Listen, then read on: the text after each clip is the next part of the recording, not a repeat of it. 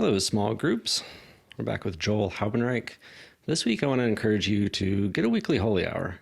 I've got one. It's life-changing. Just go to cathedralctk.org/perpetual-adoration. Sign up for an hour. That way, if you sign up, you can't get out of going. So it's great.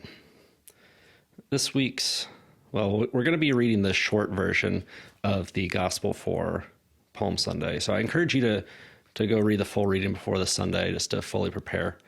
We'll read the short version from Mark's Gospel. As soon as morning came, the chief priests with the elders and the scribes, that is, the whole Sanhedrin, held a council. They bound Jesus, led him away, and handed him over to Pilate. Pilate questioned him, "Are you the king of the Jews?" He said to him in reply, "You say so." The chief priests accused him of many things. Again, Pilate questioned him, "Have you no answer? See how many things they accuse you of." Jesus gave him no further answer, so that Pilate was amazed. Now on the occasion of the feast, he used to release to them one prisoner whom they requested. A man called Barabbas was then in prison, along with the rebels who had committed murder in rebellion.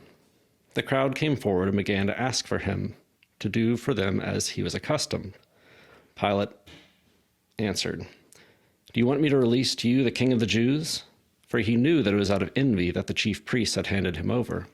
But the chief priests stirred up the crowd to have him release Barabbas for them instead. Pilate again said to them in reply, "Then what do you want me to do with the man you call the king of the Jews?" They shouted again, "Crucify him."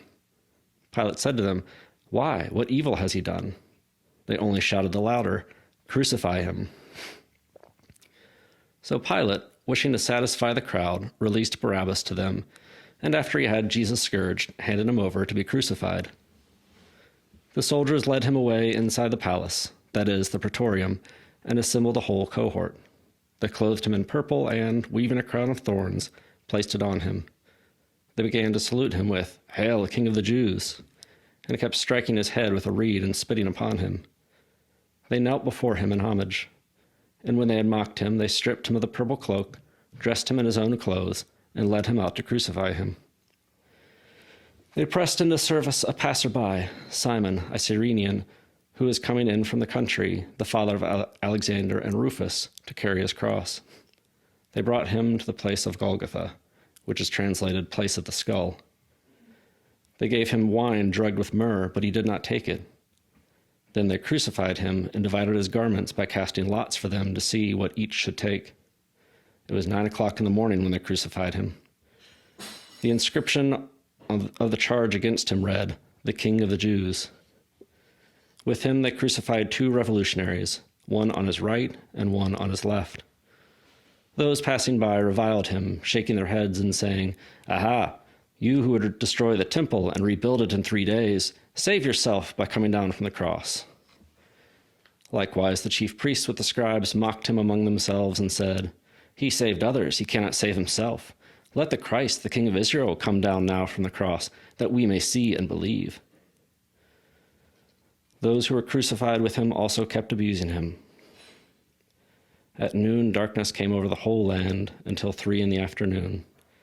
And at 3:00, Jesus cried out in a loud voice, "Eloi, Eloi, lema sabachthani," which is translated, my God, why have you forsaken me?" Some of the bystanders who heard it said, "Look, he is calling Elijah." One of them ran, soaked a sponge with wine, put it on a reed, and gave it him to drink, saying, "Wait, let us see if Elijah comes to take him down." Jesus gave a loud cry and breathed his last. The veil of the sanctuary was torn in two from top to bottom. When the centurion who stood facing him saw how he breathed his last, he said, "Truly, this man was the Son of God." I think we should meditate a minute on Pontius Pilate. He's the only one besides Jesus and Mary mentioned in the creeds, the Apostles' Creed and the Nicene Creed, that we use regularly.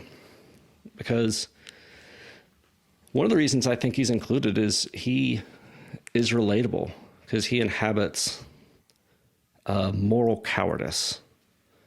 that honestly we can all relate to. He knew what was right.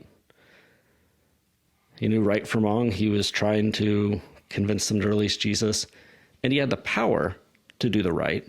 He had the opportunity to do the right. No one is going to contradict him, but he chose to follow the voice of the mob or the voice of the world, right? He chose the path of least resistance. And this is what St. Paul talks about to the Romans in his letter when he says, "The good I want to do, I do not do, but the evil I don't want to do, that I do."